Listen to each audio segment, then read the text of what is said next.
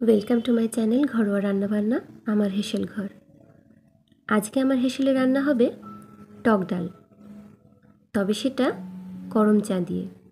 হ্যাঁ, করম চার টক ডাল খেতে কিন্তু দুর্দান্ত লাগে।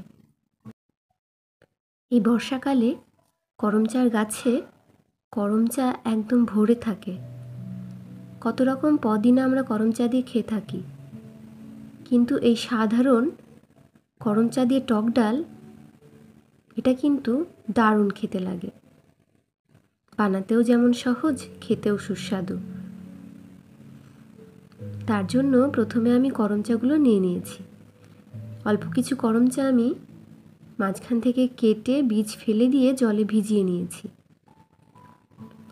হ্যাঁ, এখানে গোটা গোটা করম চাই রান্না করা যায়, কিন্তু আমি বীজটা ফেলে দিয়ে জলে ভিজিয়ে নিয়েছি এই কারণেই, যাতে করে করম চার কষটা চলে যায়।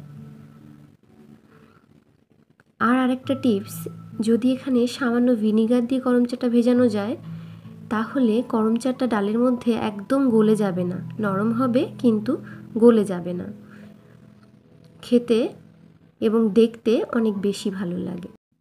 মসুর ডাল ধুয়ে পরিমাণ মতো জল, সামান্য হলুদ আর লবণ দিয়ে সিদ্ধ করে নিয়েছি। এবারে করম চা দিয়ে ডালটা নামিয়ে নেব। এবারে অন্য একটা পরিষ্কার কড়াইতে কিছুটা সর্ষের তেল গরম করে নিয়ে তার মধ্যে দিয়ে দেব একটা গোটা শুকনো লঙ্কা আর সামান্য পরিমাণে গোটা সর্ষে দিয়ে আমি হালকা আঁচে খুব ভালো করে ভেজে নেব। কাঁচা লঙ্কাটা আমি ডাল সিদ্ধ করার সময় দিয়ে দিয়েছি, তোমরা চাইলে এই ফোড়নের উপরেও দিতে পারো। ফোড়নটা খুব সুন্দর ভেজে নিয়ে এবারে দিয়ে দেব সিদ্ধ করে রাখা ডাল।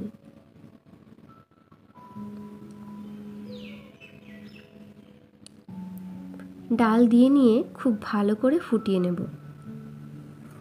আমি এখানে করম চাটা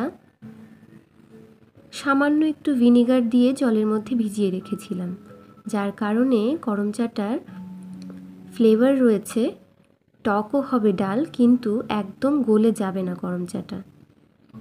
খেতে এবং দেখতে ভীষণ ভালো লাগে। তবে সেটা বাধ্যতামূলক নয়, না দিলেও কোনো অসুবিধে নেই, শুধু জলে ভিজিয়ে কষটা তুলে নিলেই হবে। তবে সেক্ষেত্রে করম চাটা একটু পরে দেওয়াই ভালো, দেওয়ার পরে খুব বেশি না ফোটানোই ভালো।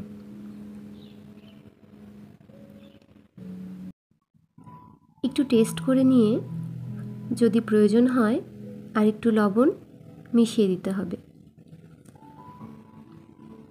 ব্যাস, খুব ভালো করে ফুটিয়ে নিয়ে নামিয়ে নিলেই তৈরি এই সুস্বাদু টক ডাল। খেতে কিন্তু খুব সুন্দর লাগে। গরম গরম ভাতের সাথে এরম একটু ডাল হলে আর কিছু প্রয়োজন হয় না। আর এই সময় এই সিজনে করম চা খাওয়াটাও ভীষণ উপকারী।